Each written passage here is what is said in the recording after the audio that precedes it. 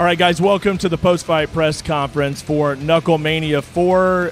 The Peacock Theater, what an incredible night it was.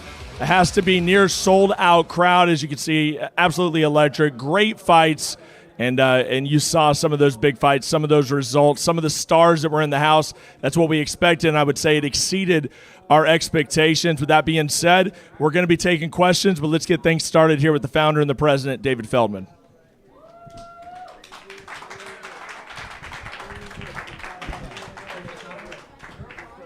All right, thank you, guys. Again, as I said earlier, Knucklemania 4 is in the books. It was a great night of fights.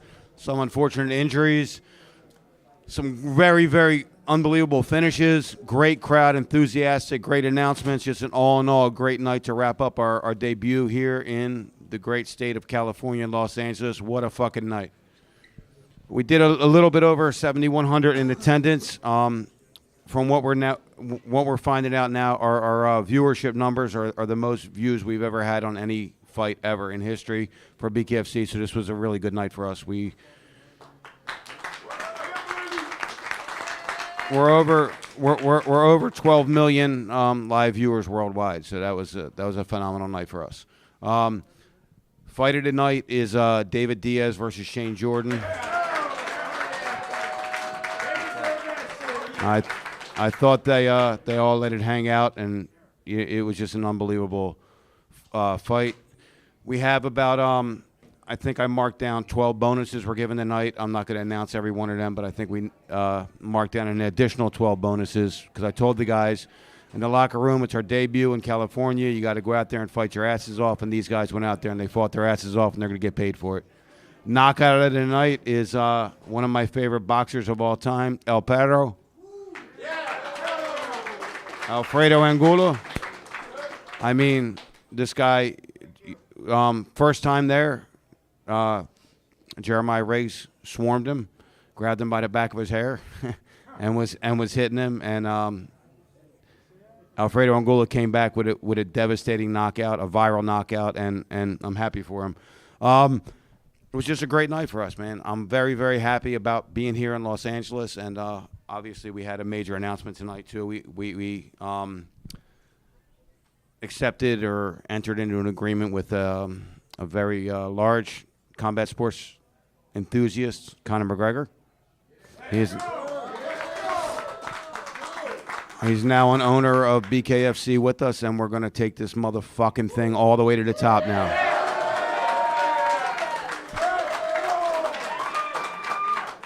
All right, guys. You want to handle questions, Brian? Yeah. Put your hand up if you have a question. I'll come over to you. I'll give you the mic. Media, I'm coming to you. It's jam-packed with media here. Let's go to you first, sir. Dave, congratulations on a successful event. Before I ask about some other things, let's just talk about this event tonight. You know, when BKFC started 5-6 years ago, I believe it was, to get to California, I'm sure was something that, you know, was a big goal of yours to get into this market. So now that it's happened, can you just put into perspective what that means to you and to this company? I mean, it's like in life, right? You want to get somewhere in life and you got to break down barriers. And we broke down barriers. We hit speed bumps. We hit dead ends. And, you know, a lot of people didn't really want us to succeed. So we had to try even harder and do things even better than we were supposed to do them. And we did that. We did it that way, and we put on great fights, and we made sure the fighters were safe, and we did everything we were supposed to do, and California finally accepted us, and it was a big, big step in the regulatory movement for BKFC, and it's just, I'm so happy to be here. The commission was just unbelievable to deal with.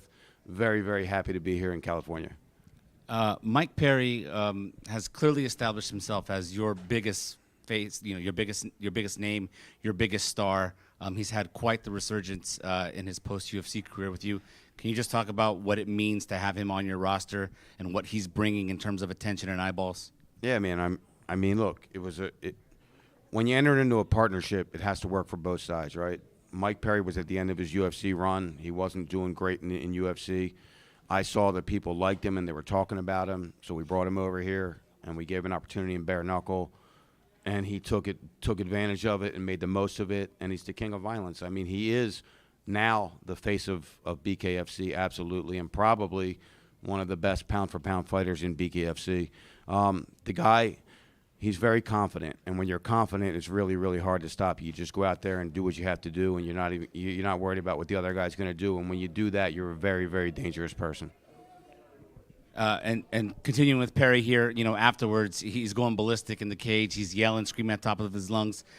He's directing some of that towards you because he wants title shot. What are your thoughts on that? Bring it on. He can have that title shot if he wants it. I think that Dave Mundell, who has been fighting for us, who has been calling out Mike Perry, I think he deserves it. I'm not 100% sure that's next, but I think it's something that the both guys are asking for, and if they're asking for it and the fans want to see it, let's give it to them. Okay. All right. Then I want to ask about Conor McGregor.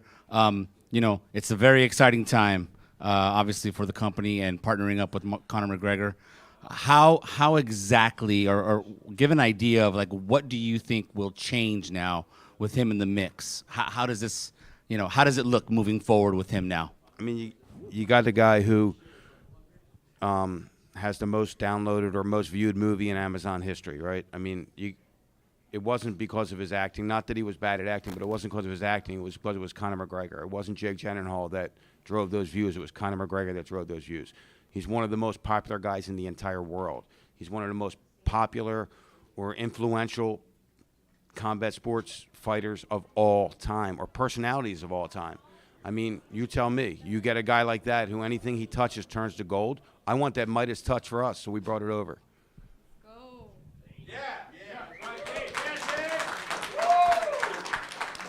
David, congratulations on the big event. Huge history in the making. Staying on the same subject of Conor McGregor, how did those conversations start? He came to our event.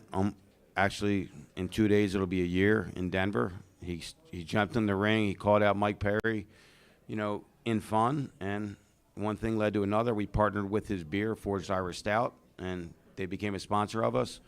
And, he fell in love with this. I mean, we had some unbelievable conversations, some great ideas already exchanging. It was funny. I was telling my wife, I was dying for Conor McGregor to call me. Now the guy won't stop calling me. It's unbelievable. He is so excited about this thing. I really think it completely takes it to the next level.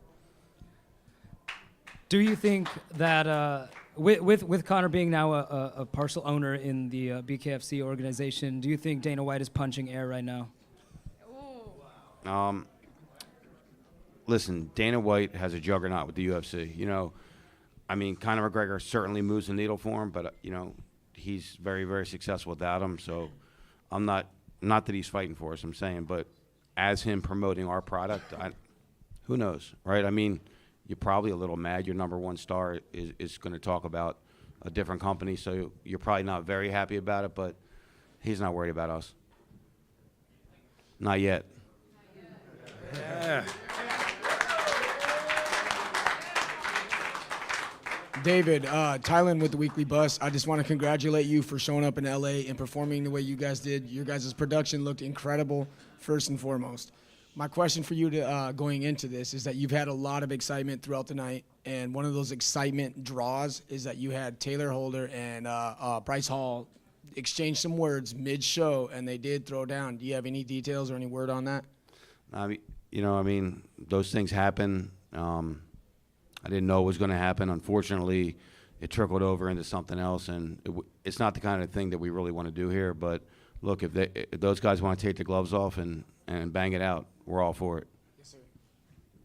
And then with Lorenzo's fight, Lorenzo is probably one of the biggest draws of BKFC and was perhaps looked at as the GOAT until tonight's misfortune for him.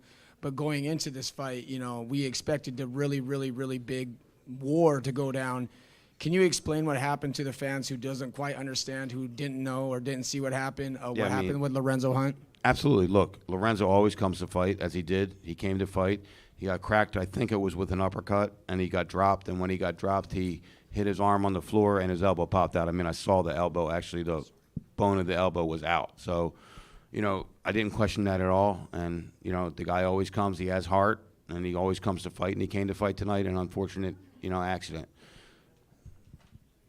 Just wanted to get your thoughts on Mick Terrill, not only tonight with the knockout, but all week, because Lorenzo's a guy that's been known to get in everybody's head, and we see it play into the fight. Some guys don't show up on fight night because of the antics during the week. Mick was calm. Lorenzo was sitting in his seat at one point. I think he pushed him in his head. Mick didn't do anything. He didn't retaliate. He went in there. He handled business tonight. So I just want to get your thoughts on Mick Terrill. I mean, Mick was just calm, cool, and collective. Very, very classy. You know, always been classy. Came out to a classy song. He's just a classy guy. He doesn't let that affect him, and you saw it in the fight. He wasn't, you know, too concerned about anything, and he went out there and finished the job. And then as far as Lorenzo Hunt goes, would you recommend that he drops back down, or would you entertain him still fighting at heavyweight? Yeah, I think I definitely think he should stay at 205. I think that's his weight right now. Not that, you know, he didn't perform tonight. I mean, he did. He came out. He fought. He did what he had to do. But I think he's not tall enough for that weight division, and I think that extra muscle that he added on, I don't think it was great for him. And then as far as the heavyweight title goes now, are we looking at Ben Rothwell? I've heard rumors that Mark Hunt might be throwing his name in there as well. How does the heavyweight picture look right now? I don't think the Ben wants to fight for the championship. I'm looking at him now. Yeah, look, I mean, it makes sense, right? I mean, you got a guy, Ben Rothwell, who supports the hell out of the company. You got another guy, Mick Terrill, who's very good to the company as well. They both came off good wins. You know, they're both on a very good streak, and I think it's a collision course, so I think that's what's next. Dave over here. Want to ask, you know, obviously getting to California was a big one. I mean, what is the next hurdle for BKFC as you guys keep growing, just new markets and everywhere else that you guys want to bring the show? I mean, it's just, it's the same old, still just breaking perception. You know, it's a perception play, and people think that it's way more brutal than anything else out there. And when we provide the data, they know that we don't have as many injuries as the other combat sports. So I think it's just breaking perception and keep kicking open doors. I mean, that's what we do. We just kick open doors. You talked about, you know, with California, all the regulations. Have you gotten any feedback on what they liked about the show and how everything was handled out there in the ring tonight? I think they were very, very happy. I think there was one or two small little incidents, and you know, it's a learning process dealing with a different commission every time. I think they were happy. All the commissioners told me it was a phenomenal event, and they're happy to have us and happy to have us back. So, you know, I think the fighters came out and they performed. We drew a good crowd. It was an exciting event. So why wouldn't you want us back? Hey, Dave, tonight you had Alfredo Angulo, Daniel Alvarez, and David Diaz all showing out. Mexican fighters, Southern California, really did their thing out there. What do you have to say about those three fighters? Viva Mexico.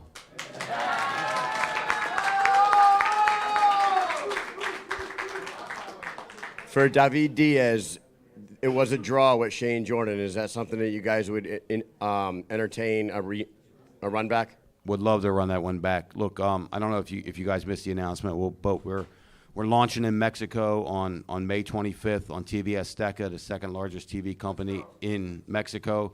It's truly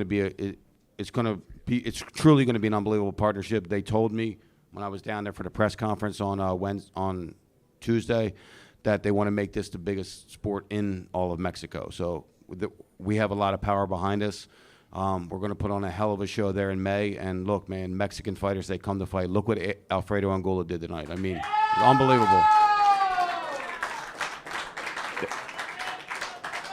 That is my last question is about Alfredo Angulo. You said he's one of your favorite boxers of all time. He came in here. He had the devastating knockout tonight. Do you have any immediate plans or ideas that what you want to do next for him? Look, when the boxers come over, I'm always a little concerned because they're used to getting hit with gloves, obviously, right? And this is bare knuckle, and it's a little different. And I wanted to see what was going to happen when Alfredo Angulo got hit with a bare knuckle. And he ate it. And he threw right back, and he scored one of the most devastating knockouts we had all year so far. Hey, boss, congratulations. It's truly incredible to see what you've built. I watched an interview you did in February with this podcast. I want to give them credit. I think it's called Tycoon Tales. And you talk about the year 2016 and how you were just at such a low point. And you had $262 to your name. You were diagnosed with cancer. And you just had a really bad day. And it could have gotten a lot worse. But you decided to take a video just motivating yourself. How often do you still watch that video today as you're on top of the combat game? I mean, you know, I never want to be in that spot again, and I want to be able to help people not be in that spot again.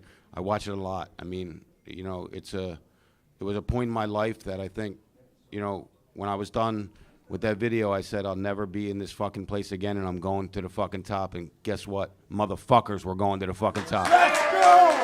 Let's go, baby! All right, David, so this is going to be the draw. This is the weekly bust, Thailand. Again, we want to bring up the King of Violence, Mike Perry. He's had a couple people that just seemed like they weren't up to par to maybe fight the King of Violence. There are a couple champions that are homegrown here that do want to bark and enter that tree of fighting him. Mike Perry seems to be the draw. We have two very large names in BKFC that are screaming for Mike Perry. One of those is Dave Mundell, and the other is a very, very, very challenging fighter, Luis Palomino. You know, what are your thoughts as far as entertaining Mike Perry versus one of your homegrown fighters like that? I think it's good. I talked about it earlier with Mundell. Then Palomino threw his name in the hat. Palomino's going to have a fight in August, and he's going to fight a rematch with Austin Trout. He gets through that. I mean, definitely it would be very, very intriguing for us. Absolutely. Yeah. Hey Dave, Jenny with Knuckle Hub here. Thank you for putting on such an amazing performance for us tonight. My question is, now that BKFC is just continuing to grow, what would you say to people who have doubted or had negative things to say about BKFC as a sport? Fuck you.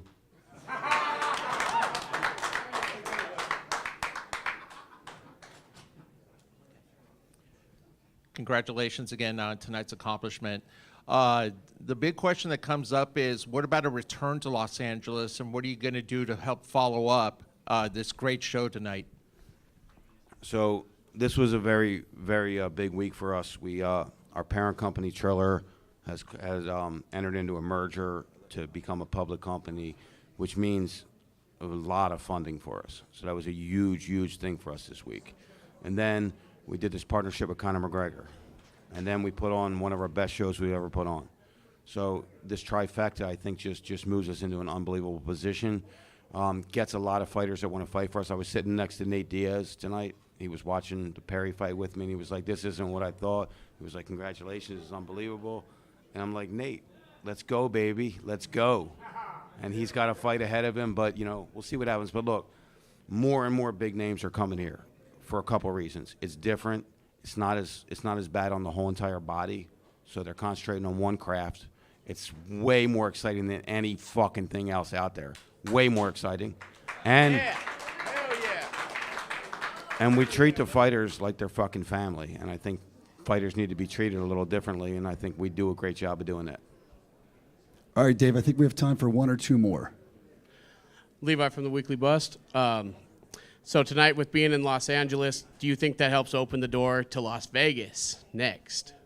I mean, they're all going to – it was like at the beginning, because, look, this room was filled with media, and I want to say thank you guys so much, because without you guys, we would be nothing. But I also want to say that when I started it, none of you people would talk to me. None of you guys talked to me. And I'm saying that for a reason, because eventually you have to cover it, right? It becomes exciting. We start making moves. We have big fights. We have everybody's talking about it, so you got to cover it. So eventually all these states are going to open up because they have to. They're not going to be able to say no soon. And we have a great product, and we put on a great show. And the most important thing for these states is we treat the fighters right, make sure that they're looked after safety-wise. We sell a lot of fucking tickets, and we get a lot of fucking views.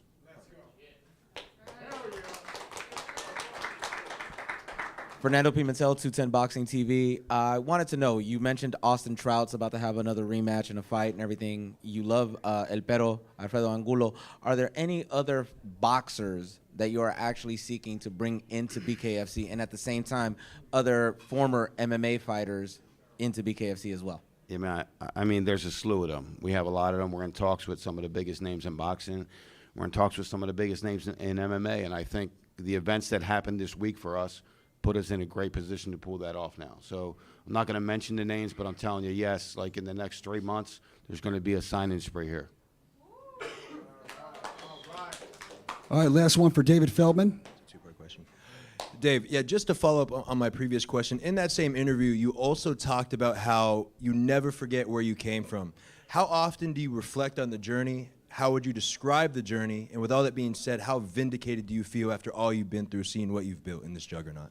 You know, it's been a really tough journey. I mean, you know, I've been through a lot in my life, and you know, a lot. And to be here today, talking to all you people, when having that almost packed house out there, having all these people view it, biggest guy in combat sports wants to partner with me. He wants to partner with me. Some guy that started, listen, I started this in 2009 in warehouses with a guy I think that's in this room, Bobby Gunn. We started in fucking warehouses with 10 people there. And now we sold out this venue tonight. It's just a phenomenal feeling. I just say, don't let people tell you that you can't do something. You know, they only tell you they can't do something. You can't do something because they can't do it. So fuck them. Were you ever close? Yeah. You went through so many trials and tribulations to get here, man. Honestly, though, was there ever a time where you were close to quitting on this dream? Yesterday. Every fucking day I get close to quitting. Look, this is a tough journey. This is not easy. This is a roller coaster ride, and we're building something special. And when I sit back and look and I see what we're building, we keep driving. But I mean, this is not an easy ride.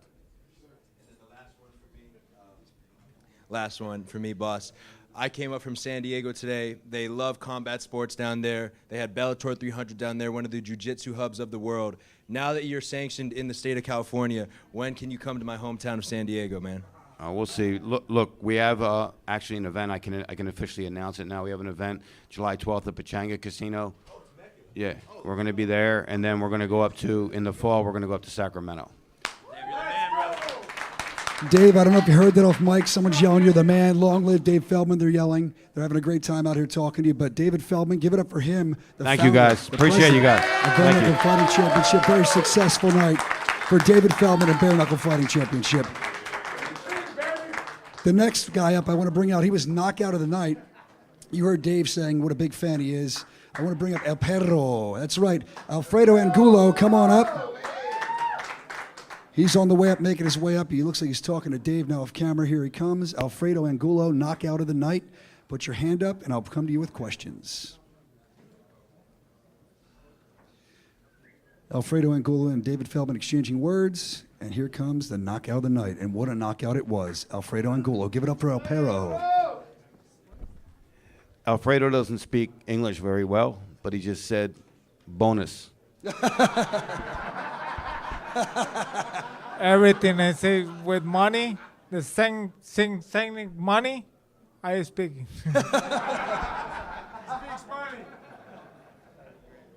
Alfredo, right here in the middle, congratulations. Obviously a different experience fighting without the gloves. Can you just describe what it was like out there for the short time you were in the ring?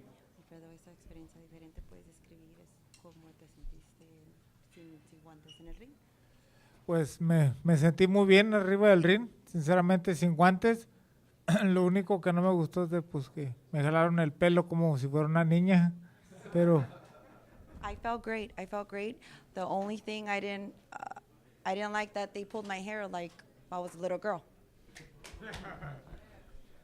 During the fight, there were a few people thinking this might get stopped. He might, it may not go your way. At any point, were you seriously hurt? Cualquier punto de la pelea estuviste afectado con los golpes.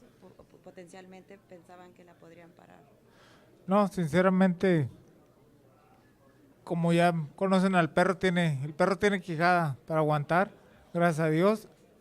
Lo que me movió, descontroló fueron las jaladas de pelo que me dieron. As you guys know, I'm a dog, and you know I have a good chin. So the only thing that kind of threw me off was the pulling of the hair. Jordan with the Knuckle Hub. I'm going to say this in Spanish first, and then I'll translate it. Enhorabuena por tu victoria y por tu espectacular rendimiento. Siendo un boxeador profesional muy consumado, ¿cómo se siente la preparación para esta pelea diferente de un combate de boxeo tradicional y cómo ha reaccionado tu base de fans a tu transición a la lucha con los nudillos desnudos? What I said is, with you being a very accomplished professional boxer, how did preparing for this fight feel different from a traditional boxing match, and how has your fan base reacted to your transition to bare knuckle fighting?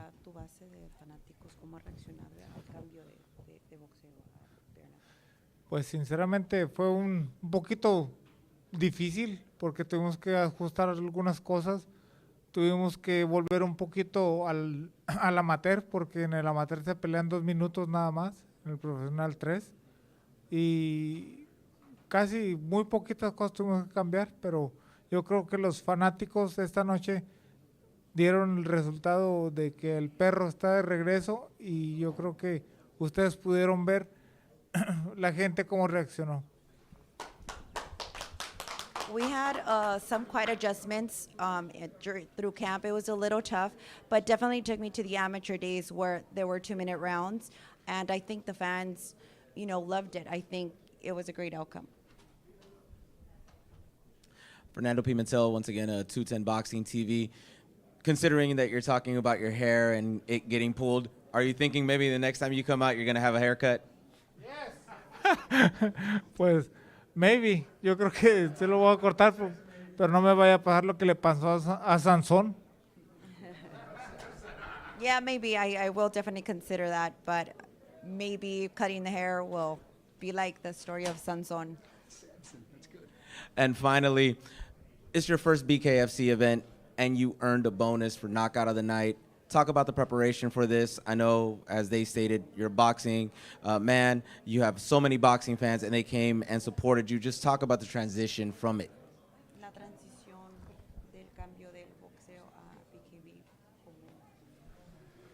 Pues yo creo que la transición del boxeo a BKB, yo creo que mis fanáticos la están tomando muy bien. Yo creo que les gustó. Yo creo que pudieron ver la reacción de la gente esta noche y quiero agradecer a mi equipo de trabajo de Westside Boxing que hicieron un gran trabajo esta noche. Y quiero darle mucho las gracias a John Bernari por esta oportunidad y a David también quiero agradecerle por la oportunidad de serme parte de BKB y BKFC, perdón. Y yo creo que para la próxima que venga vamos a venir mucho mejor que en esta ocasión. Yes, I want to thank my team at Westside Boxing, John Vanetti and David, of course. And yeah, I felt great. I think the fans, we are trendy now, so I think the fans liked it and enjoyed the show today, definitely. But next time, as his manager, David, this is BKFC. We don't, I thought this was a warrior game. We don't want no, sorry, excuse my French, no bitches up in here, no bitch pulling hair. This is warrior games, guys. So, pussy shit, exactly. Give it up for Knockout Night and Alfredo Angulo. We have one more for you back here, Alfredo, and then you can head out. One last question. The end game is obviously the belt, and that's going to be on the line with Austin Trout and Luis Palomino in August. Is there anybody else in that 165-pound division that interests you, possibly Elvin Brito or a Jake Lindsay, someone like that? ¿Alguien que te interese los nombres que están en la línea de 165 libras? ¿Quién te potencialmente te interesa? Sinceramente, yo nunca he buscado nombres en toda mi carrera. Yo lo que busco nada más son grandes peleas para darle un gran espectáculo a la gente. El que me pongan enfrente, yo con gusto lo acepto y enfrento al oponente que sea. We're not looking for no names. We just want to put the best shows out there. So no names, whatever throws my way, I want to be ready and throw some blows.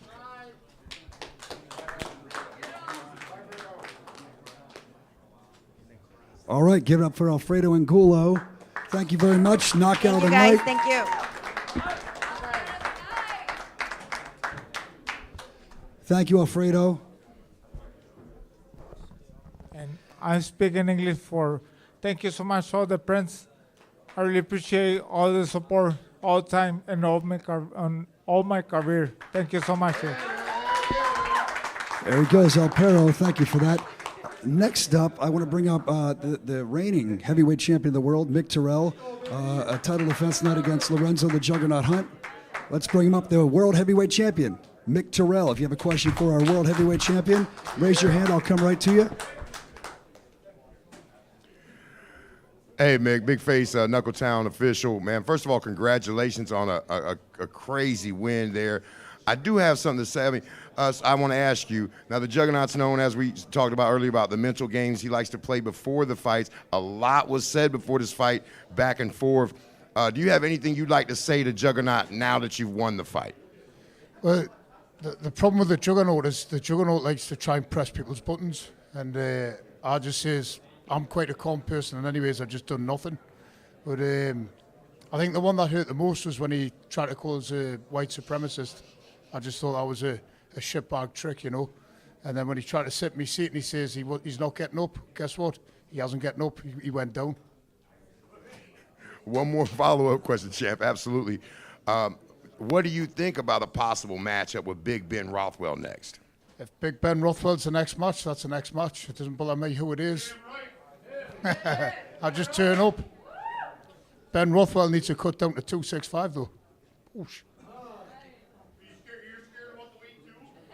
No, that's just the weight, mate.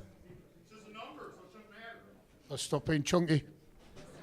All right, Ben Rothwell having some words. Busy eating a pizza. He's busy eating a pizza now. Save us a slice. Save us a slice. Off camera, Ben Rothwell having some words with Mick Terrill. We'll go to the next question right over here. Fernando Pimentel again, 210 Boxing. Mick, right here. Over here, right here. Oh, yeah. My question to you is, given the fact that Lorenzo talked the talk and tried to walk the walk, are you in any way, shape, or form disappointed on how this fight ended? I know you got the victory, but are you disappointed that it didn't last longer or go any longer than when it went? To be fair, I wanted to hurt him a lot more than what I did. I found when I was hitting him, I think I was hurting him. And then we clinched, and he wasn't very strong in the clinch. So I've actually cut 20 pounds down to 250. And he's put 40 pounds on to get up to 230. So I was obviously naturally going to be stronger. And I don't know, he just thinks he's full of muscles, he's going to push you around, but he didn't. And when I did catch him out, I cut it, he did go down. I know he's hurt his arm. I've seen the replay, he has really seriously hurt his arm. I hope he has a speedy recovery. But he went down, and he didn't even punch me. Hey there, Mick. Congratulations on your win on retaining the title here tonight. Thailand with the Weekly Bust. My question here is, you came in, you looked incredible. You look physically incredible, man. Lorenzo wanted to talk about what kind of shape you might come in. Well, you came in tremendous shape. You look great. You performed extremely well. Is this the win that you kind of wanted, though, with Lorenzo's injury? It doesn't really bother us. A win's a win to me. If Lorenzo's fell over and broke his arm, he should stop getting punched. I uppercutted him, he went down, that's the way he went. But when you go on about physique, it was by luck, really, because I got that norovirus about 6-7 weeks ago, and I lost a stone. It was the best thing that ever happened to us. Mick, over here, congratulations on your win tonight, brother. With the UK being the birthplace of bare knuckle, what did it mean for you to bring that belt home back at BKFC 56 against Arnold Allen? And then what does it mean for you to bring the belt home back again tonight? Obviously, it's a great achievement to bring it back, especially this is the biggest bare knuckle promotion in the world. But it's hard work when you get back. You get noticed a lot more now. I can't go for a meal with my wife anymore, and I kind of go on the drink with my friends and stuff without people on you. And usually I like to keep my head down, you know. But it's a little bit exposure. I've just got to get used to it, I think. Okay. Combat Tribune. At the end of the fight, when he was hurt, it looked like you two had said something to each other. Do you care to share the words that were exchanged between you two in the ring? I just says if he wants to run it back, he can run it back. You know, obviously it was an injury. I still like Lorenzo. He's still my favourite fighter to watch. So I let him know. I says, you're still my favourite fighter. But if you want to run it back, I'll beat you up again. Jenny here with Knuckle Hub. What a great performance you put on tonight. What do you feel about people like Lorenzo, who is going from different weight classes and trying to take belts? What's your opinion there? I've been there myself. I started off, I used to fight at 80 kilo, 85 kilograms. I don't know what that is in pounds in America, and in the UK it's 80 kilograms. It was light. It's 12 stone. So I was the same as Lorenzo at one point. Come from 12 stone, 13 stone, 14, all the way up to 19 stone. You'll get there eventually. It's just, it takes time to get used to the heavyweights. Mick, right here, brother. Oh, Jay, how we doing? What's going on, man? Listen, I want to give you a chance quickly to just shout out everybody that's got you here. I know you had a long journey the first time you came over to America for your first fight. And for the people that don't know, I mean, it takes a whole army to get you there, right? So who are the people that helped you get to where you're at right now? Obviously, I retired from fighting about 5-6 years ago. And there was a lad called Muzzy come up to us and says, would you fight again? And I laughed at him and said, no, I was about 23 stone, pure fat, and enjoying life. And he managed to talk us into it. I'm glad he did. It's probably been the best change I've had in my life. I've also got Andy Davison, my trainer. Couldn't do anything without him. He does everything for us. Marvin's come over with us. Obviously, my wife and kids. That's all I need, really. And then there's been some names floating around there. I know Ben Rothwell's back there. I've heard Mark Hunt. I also know there's a guy out there that's done sort of a super fight in the past, goes by the name of the Gypsy King. He's got a fight coming up. Do you think he would be open to having a, you know, sort of a super fight, see who's the baddest heavyweight on the planet? Is that Tyson Fury, Gypsy King? I mean, if I can get Tyson Fury, that would be great. You know, I look up to Tyson Fury. I think everyone does. He's that big. But if I can't get that fight, that would be a great fight. If I get Mark Hunt, it's great. If it's Ben Rothwell, I'm in. You know what I mean? I don't care who it is or where it is. Just give us a contract, I'm in. Mick, this is Howie Etherton of Knuckletown. One question. Did Lorenzo say it was okay that you were the champ? Because there ain't no champ unless Lorenzo says so. Lorenzo needs to humble himself up a little bit. There's no champ unless I say so today. But I don't know why Lorenzo thinks he's got the right to say that. You know, it's just fights happen. In a couple of years' time, I'll probably get beat. It's just the circle of life. You know what I mean? It's come to an end now. Hey, Mick, congratulations, boss. Just to follow up on my guy OG, you know, he talked about a super fight with Tyson Fury. That could legitimately happen. One fight that probably wouldn't happen, but I want to ask if you fantasize about it ever, a fight of you and Tom Aspinall. Has that ever crossed your mind? I mean, you guys could absolutely sell out Wembley Stadium. Has it ever crossed your mind, and how do you think that would go?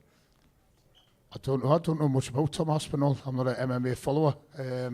Obviously, I've seen him through. He trains with Eddie Hall now. I've seen him through there. He's a big kicker and a big puncher. I dare say if I went MMA, he would snap my arms off. If we're boxed, I would have a good chance, I think. It'd be a big fight. It would be. He's a big lad. All right, he's the heavyweight champion of the world. He retained tonight. Give it up for Mick Terrill. Mick Terrill, thanks for stopping by, man. Go out, hold that title. We'll see you next fight. Thank you. And next up, I want to bring him up, Big Ben Rothwell. A lot of talk of Big Ben Rothwell and Mick Terrill. We heard media asking that as he stands up there and takes some pictures. Big Ben Rothwell waits in the wings. Is that a fight that could happen? A lot of you are asking. We're going to speak to Big Ben Rothwell quickly after you get your photos with Mick Terrill. There he is, the heavyweight champion of the world. Thank you very much, Mick Terrill. Big Ben Rothwell on the way up. These two are going to pass each other. They're going to shake hands like true warriors. That's a fight we could see. We'll open up the floor for questions for Big Ben Rothwell. Oh, Big Ben's calling him up.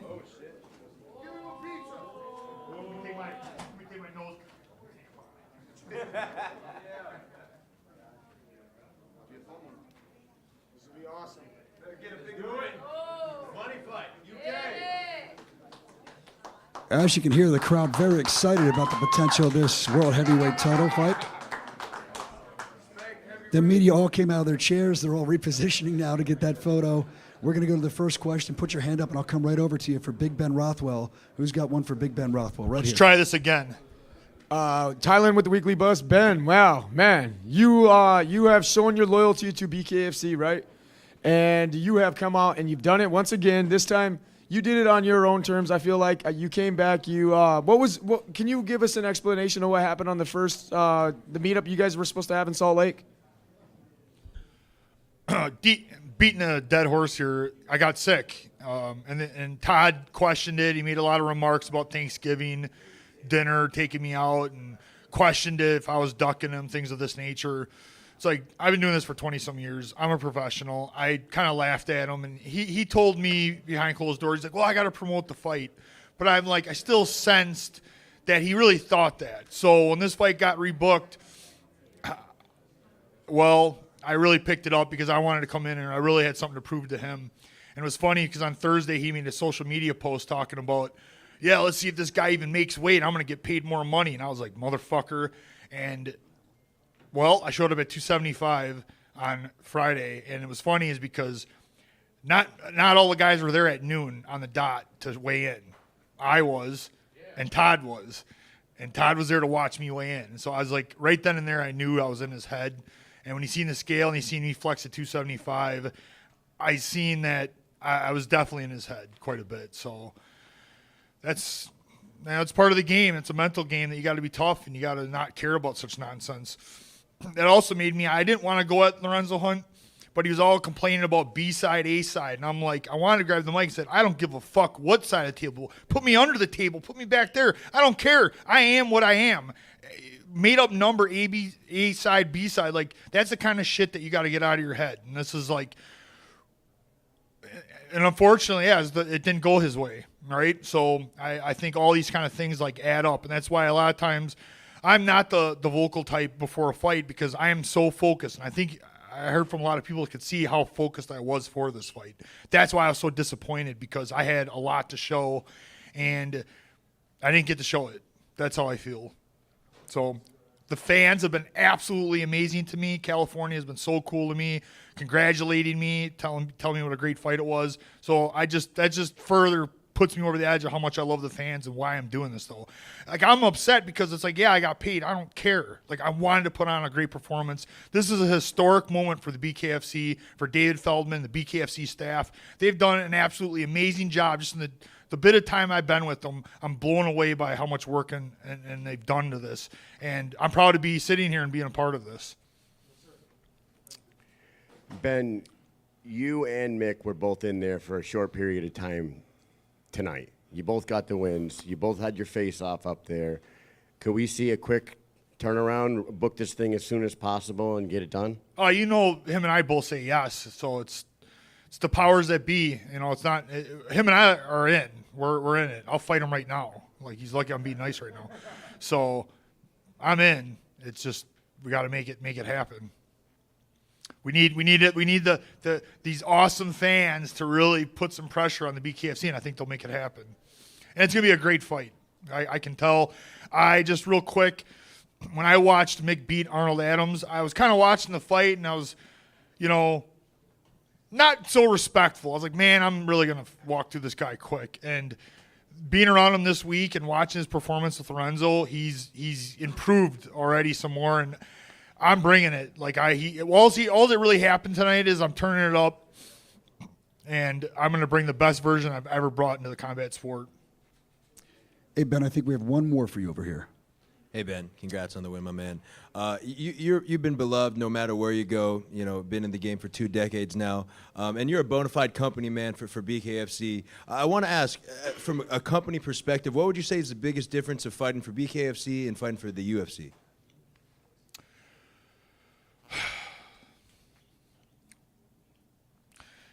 In the UFC, you get very easily lost in the shuffle. It's massive, and you're kind of just another number, so to speak. Well, here it's, you know, I'm on the ground floor with this. Like, we're building this, and I feel like I have a different idea. When I first came here, I knew I had this opportunity. Like, I'm on the ground floor to help build this thing, and it's the best I can sum it up. You know, obviously they're two different, but they're also distinctly different combat sports too. That's why I'm also part of this. Like, you know, we're different. Like, that's MMA and that's separate, and this is bare knuckle fighting. You know, this is its own thing, and that's why it's fucking badass, and I'm happy to be here.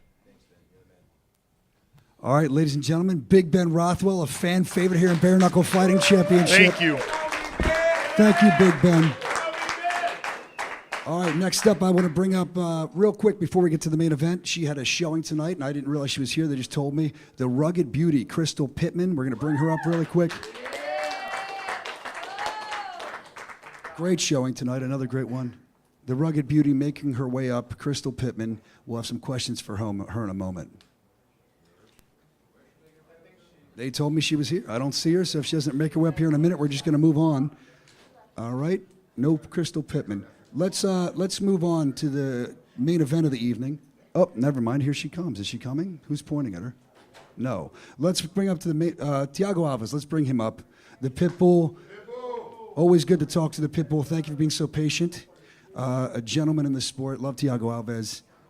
May have made his last walk to the squared circle tonight.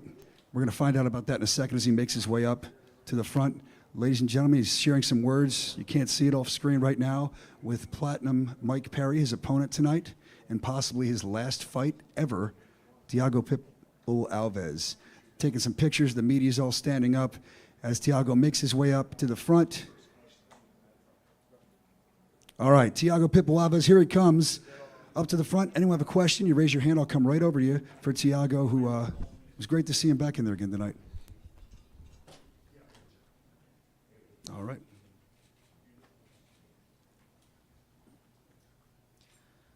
Thiago, this is Jordan from the Knuckle Hub. Congratulations on your performance. Great seeing you in the ring, veteran of the sport. What's next for you? I'm going back to retirement. You know, I pretty much was already retired, but, you know, didn't make any announcement or anything because I wanted to do one more. And this was it, you know. Unfortunately, it didn't go my way, but I've been fighting professionally since I was 15 years old. Took this fight in 8-week notice. I lost my mother on April 5th. So I've been through a lot, you know, and I put my family through a lot already. And I'm happy being a coach, you know, living the life that I live. I got no regrets, you know. Unfortunately, I mean, it's almost impossible to go out on top, you know, when you're competing at this level, but I'm happy with the man I see in the mirror, and on to the next one, right? My condolences, brother. Thank you for that. Thank you. Career-wise, I noticed something that you graduated from the police academy. Is that something that you're going through career-wise? Oh, no. I respect law enforcement, you know, big time. I was going to become a cop right after, you know, leaving the UFC. But then I got my BKFC contract, so that changed it up. And then a lot of things start happening outside of fighting. But no, I'm not planning to be a cop right now. I got a good thing going, an American Top Team, and being a director for an online training platform called Life Train as well. So we're going to stay with that and try to grow the business. Combat Tribune. With bare knuckle fighting obviously starting to establish something, and you being a trainer, is this something you could see actually being students in specifically to train for bare knuckle fighting? Yeah, I mean, it's pretty much boxing, you know. You got to focus on a few different things and a high guard, different blocks and everything, but it's mainly boxing, you know, at the highest level. You know, you got to be very precise with your punches. You got to make sure that, you know, you're fast, you have a high guard. So, yeah, I mean, I think bare knuckle boxing is, you know, it is here now, and we all know about it. We're all excited to be here. It's an honor, you know, to be able to compete 3 times in this organization, become their first middleweight champion, and I'm honored to be here, man. You know, again, it didn't go the way I wanted, but I've been around this business for a very long time. I know that one man needs to win, you know, and congratulations to Mike Perry. Thiago right here in the middle, Gabriel Gonzalez, Cage Side Press. Thiago, can you just walk us through a little bit of that ending of the fight? Obviously, I think a few fans are wondering, like, wait, what's he feeling? What happened out there? So I got dropped, and, you know, I was getting up, and then the referee, you know, was looking at me, told me, take a few steps, and I did, and I guess he didn't like what he saw, you know, but, I mean, I figured I'd go out on my shield, you know, but that wasn't the case today, so. And then obviously fans who have followed your career know you've had quite the highlight reel and just a lot to be proud of. When you look back at it, just what are the biggest moments that you're very proud of and you'll remember fondly for your life? That's a few, you know, but one of the moments that, you know, I really cherish is when I was out for almost 2 years and I had 4 surgeries in this moment. I was able to come back and fight in Orlando, and I was able to get a fight of the night. The guy that I beat at the time just had beat Neil Magny, so I had a lot of pressure in that fight because, if you don't compete for 2 years at this level that we're competing, man, you're pretty much forgotten. So, yeah, I was very proud of this moment. I was able to fight and win a performance of the night. Right here to your left, Fernando Pimentel, once again, 210 Boxing TV. First and foremost, condolences on that, losing a parent. I know how difficult that is. But considering that you just announced going back into retirement, do you have a final message for the fans that have followed you from way before UFC 100 to all the way now and where we see you and where you've been? Do you have a final message for them? I do, man. I'm just thankful. I came here. I was 19 years old. I had $40 on my name. I spoke no English. Just a little kid from Brazil, with the dream, become one of the best fighters in the world. I think I was able to do that. I became a world champion, one of the most savage sports, badass sports out there, bare knuckle boxing. And I'm just thankful, thankful to be able to provide a good life for my family, be able to leave this business, in perfect health. And yeah, man, I'm just thankful to be here. Hey, Thiago, congratulations on a phenomenal career in combat sports, and God bless you and your family. I'm dealing with the death of a parent, too, so I empathize with you, brother. God bless you. I wanted to ask, man, you've been in the game for a long time, man. You're most well known for your fight with GSP at UFC 100. At the time when you fought him, it was the biggest card in UFC history. Now, in the present moment, you fought in the biggest card in BKFC history. How would you compare the two? Which one did you think was more monumental, and which one means more to you? I think this one means more to me, because it's the present. This is the biggest show, for this organization. I think this organization is going to take over the world. I'm happy to be, one of the first guys that, since I joined BKFC back in the days, you see all the big names start coming in. So I was able to, kind of like break ground in a way, and become the first champion at the middleweight division. So, yeah, definitely this card, was definitely special for me, especially after everything I've been through, And you fought so many big names throughout your career, but fighting Mike Perry, the guy's becoming a bona fide superstar in all of combat sports. How big of a superstar do you think he truly is? He's the man. Mike is, the real deal. And you got to respect his history. You got to respect what he was able to accomplish, inside of the octagon and inside of the square cage. All right, Thiago Pitbull Alves, I got one more for you back here on your retirement here. This is crazy to hear this. Absolutely, man. Big Face Knuckletown official. Thiago, not so much a question, man, but you've been such a huge name in combat sports for the last decade plus, man. From all the media and the fans, man, thank you for a great career. We really appreciate you. Thank you. Appreciate it. Hey, Thiago, I think it's the perfect way to end it, man. Thank you. We appreciate you. God bless you and your family. Thank you for your time in combat sports. Thank you thank you, everybody. Thank you. Appreciate it. Give it up for Thiago Pitbull Alves, standing ovation. You probably can't see on camera, and the man deserves it. All right, before we get to Mike Perry, we called her up before. She wasn't in here, but I saw her just walk in. The Rugged Beauty's here, a hell of a fight tonight. I'm talking about Crystal Pittman. Come on up, Crystal, and let's talk. If you have a question for Crystal Pittman, put your hand up, and we'll come right over to you. There she is. Crystal, the Rugged Beauty Pittman. Big win tonight. Hi. Hey there, Crystal. This is Tylen from the Weekly Bust. Congratulations on your win tonight. You went in there, you dominated, you came in there swinging. For your opponent, it looked like you might have knocked out some teeth. Is that what you've seen too in the ring? I don't know if I saw that. I saw some missing after, but I really got flung across the ring from Beltran when we were done with the fight. So I don't know where I was for a second, actually. Knuckletown.com. Congratulations, Crystal, on your win. During the fight, of course, as they were going around questioning, we've heard from the Misfit, who had a couple words to say about a fight with you. How do you feel about that? Yeah, I just found that out too. And I know she's been itching to come up to 135. I truly feel like I'm the queen of the 135 division, so I'm absolutely open for her to come up there. I will greet her with open arms. I will never run from a fight, so that's my division. Thank you. Hi, this is Jenny from the Knuckle Hub. What a great fight tonight. It seems like every opponent that you have that gets brought into you seems to either leave or have some excuse to not fight you. Do you think they're going to be able to find someone that's actually comparable to you in the ring at all?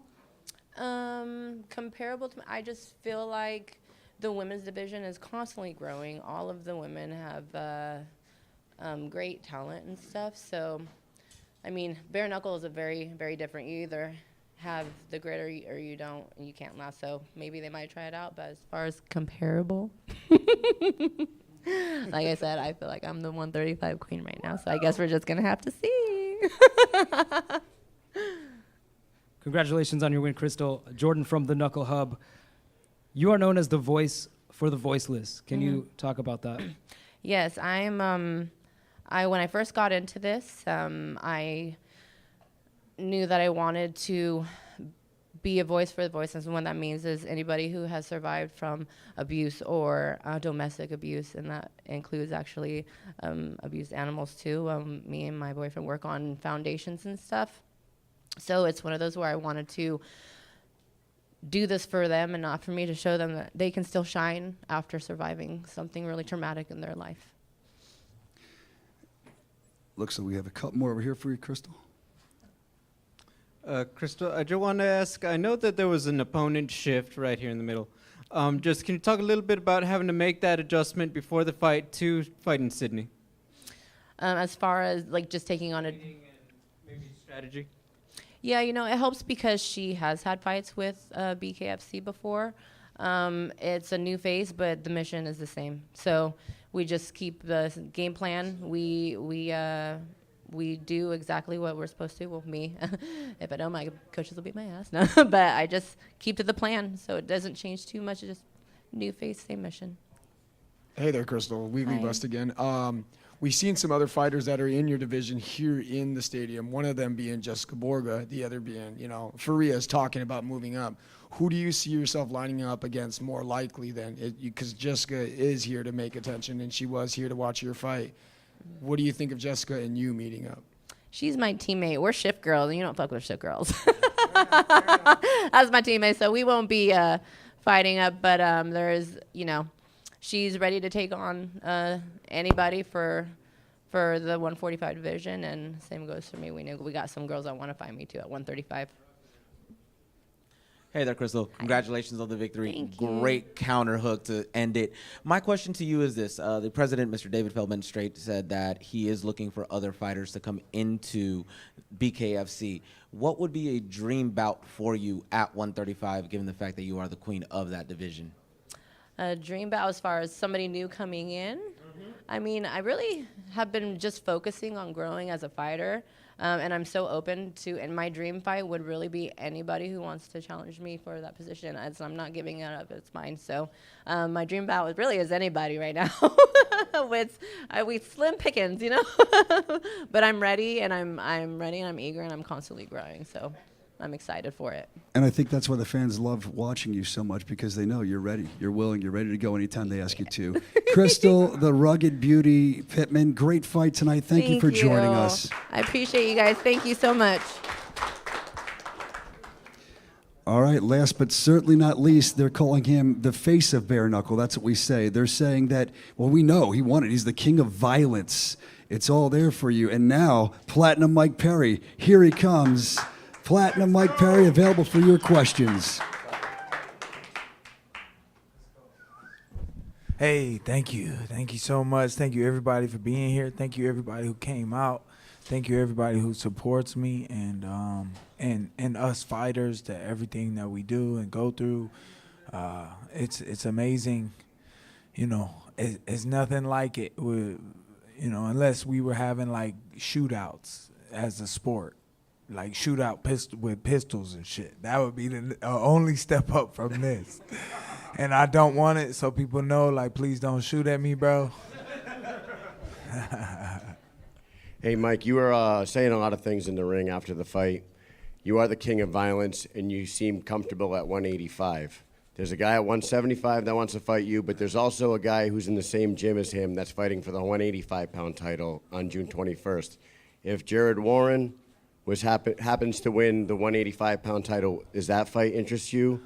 as well as the other one from the Shift Gym? I like Captain Deadpool, man, because you can't kill Deadpool. So, but you could probably, I might be able to outbox him.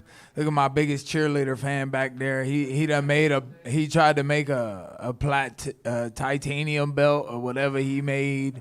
Bro, you ain't worth shit. You ain't never gonna be worth shit. I knocked you out twice, pussy. You got knocked the fuck out. Sleeping, and you ain't beat nobody worth a damn cent. So shut the fuck up and move on. Okay, all right, Mike, we have one right over here. Mike Perry, right here down the middle. Wondering what a night like tonight means to you. You've obviously in your post-UFC career just become such a force for BKFC. What does it mean to you to headline a night like tonight? Did you see the energy that I had when I did get that win? Like I said, prior to the fight, before I got that win, I talked my shit because I knew I was going to get in there and fight regardless of the outcome. I was going to get in there and do whatever I do, whether I take the hits, I take them like a man, I keep coming forward, and I hit back. And motherfuckers don't like it when Platinum hit back. So, talk is cheap. But I talked before, I screamed before. The fans was cheering, right, for like exciting, adrenaline-filled type stuff. But then I came out and they was like, damn, I'm not too sure what to think about that. And then I came out there and did what I did. And then I jumped on the mic and I had tons of energy left over for everybody else left in the building. So I'm smashing shit and I'm letting it be known, because why else do this? You know what I mean? Like, we fight, I can be humble and, have humility. I respect American Top Team. Obviously, they're one of the biggest, almost a monopoly as far as like having a gym and having fighters enter mixed martial arts, and to compete against them, like they're big in South Florida and I'm a Central Florida guy. So we've been, fighting against them for a long time. And my hands are like, I wore my Hublot tonight, low key, because Floyd Mayweather used to always wear Hublot on his shorts when he fought. And I'm a big boxing fan, and like, I'm from Michigan, from Flint, Michigan. I was born there, and he's from Grand Rapids, and I got the hands, bro.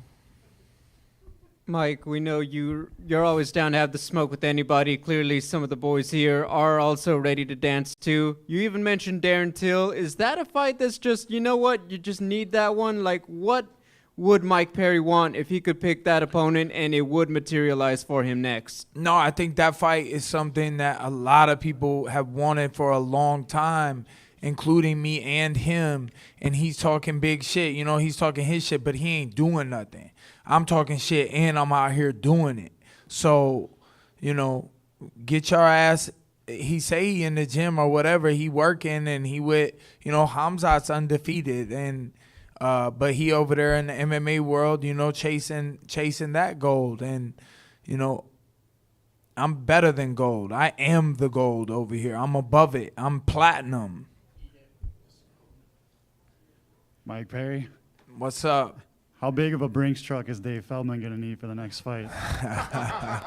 Yo, did you see that crowd? The crowd was beautiful. The setup, I don't know, how it looked or how they felt about it. I don't know if they had TVs to help them zoom in on some of the action as far as being out there, because it was deep out there. Like, it was like a mile back. I felt like DMX when he played for the whole continent. And then one more for me. I know everybody likes to ask about Mike Perry, the fighter, but how is Mike Perry, the man, doing right now?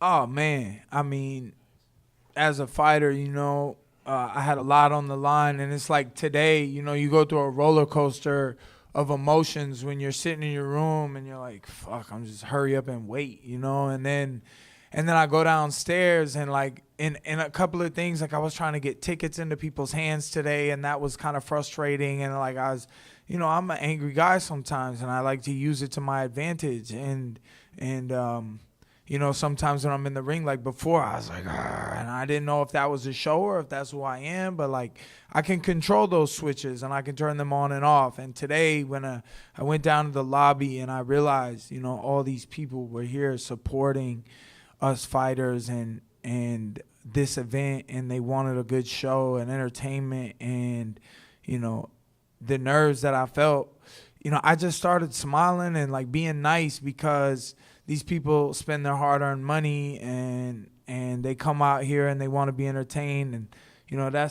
I did an interview before all this, and I was like, that's one thing that the fear comes from before a fight. I'm like, I just want to make sure that I'm putting on a show and like I perform before I would ever quit or give up.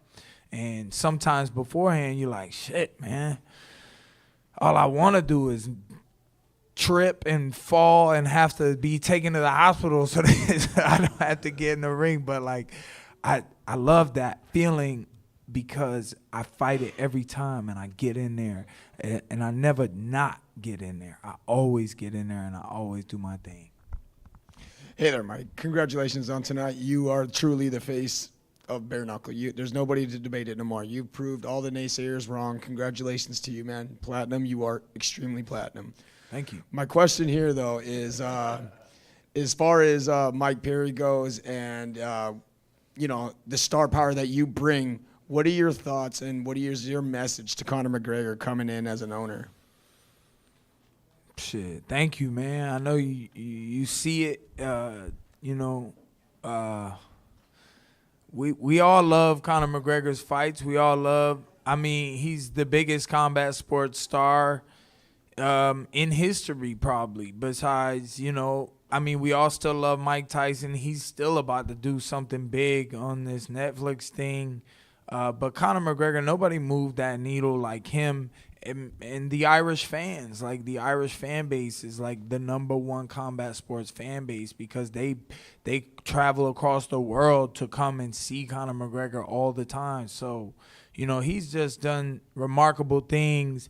And I remember still to this day when he knocked out Jose Aldo, what I thought about it. I was just like, damn, bro, because I knew Jose and I didn't know Conor, so he got me back then. The same way Ryan Garcia got our ass the other day when we thought he was crazy, and then he beat the 31-0, and he showed up and fought like a man, and I can look at those things and respect those things, and because I'm out here trying to do those things too, and I may not always do it clean. Like Conor McGregor pieced up Eddie Alvarez in the ring, and it was a little different than the way it went with me. But I haven't fought longer than fucking 4 minutes in like 3 years, dude. Like my shit don't go long at all. I'm out here hurting people, or they quit, or they give up. I break their hearts, and Conor's always got heart. Even when we've seen him down, he's still to be heard. And they took him out on a stretcher, and he was still telling people how he felt about shit, but I'll beat anybody in the world, period. So with that said then, Mike, you do have a man that's over here screaming. Anybody worth my fucking time. This fucking idiot not worth shit, bro. He worth $10. I knocked him out twice. What are we talking about here? I don't give a fuck, bitch. You caught the hands both times. Who was the one shooting? Shut the fuck up. Get his dumb ass on somewhere.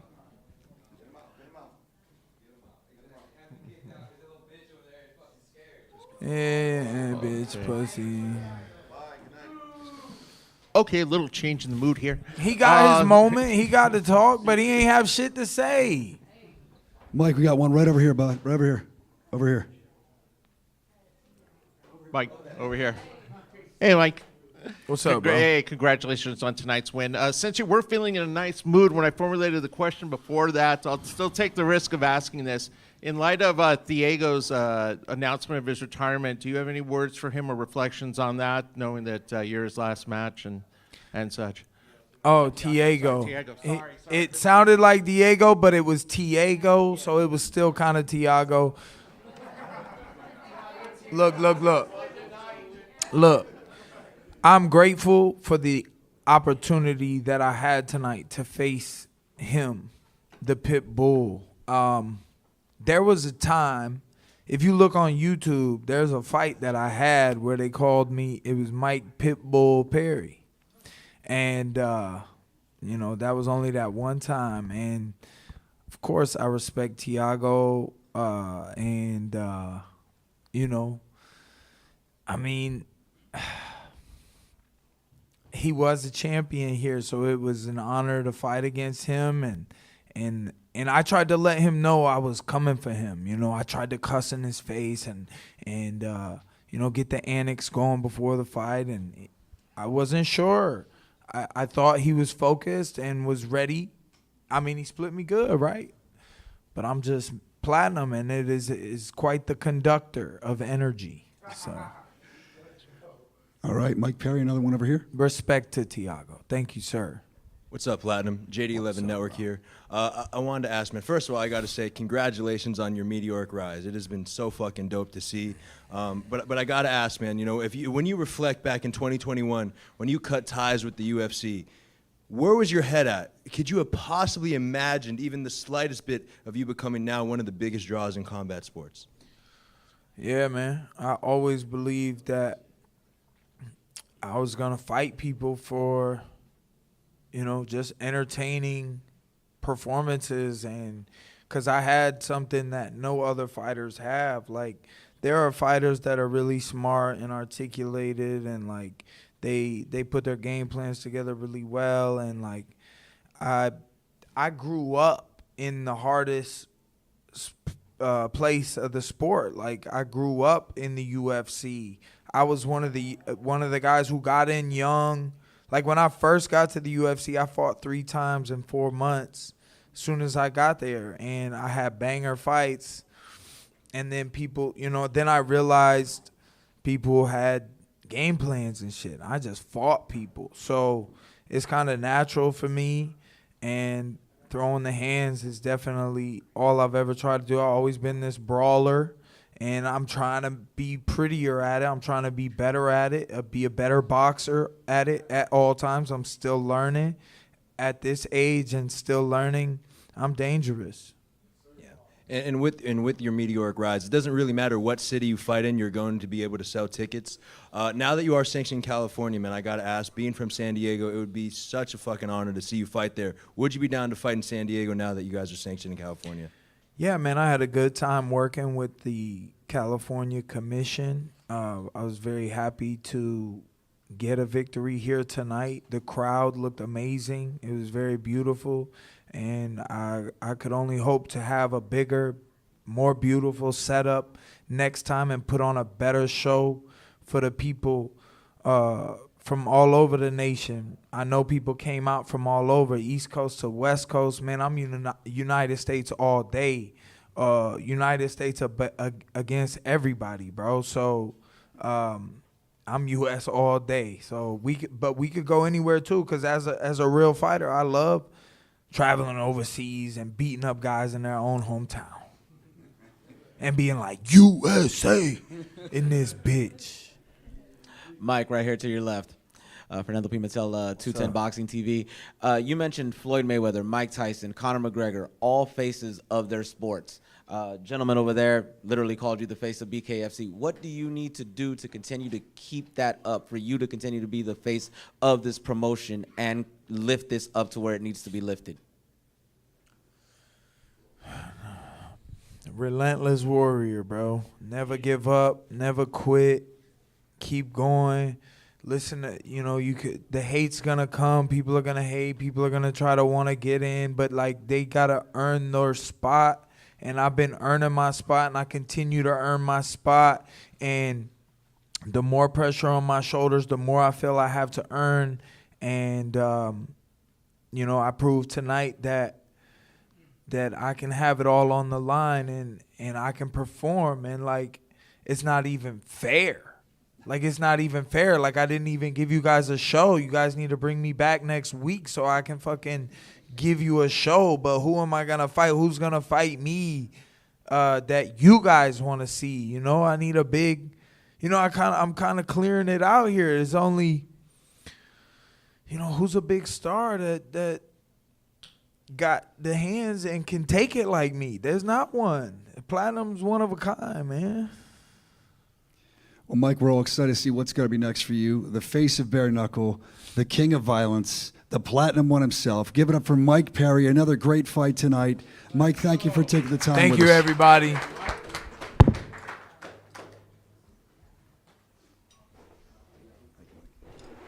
Appreciate it, man.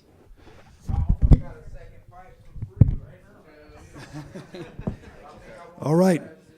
Media, thank you for being here.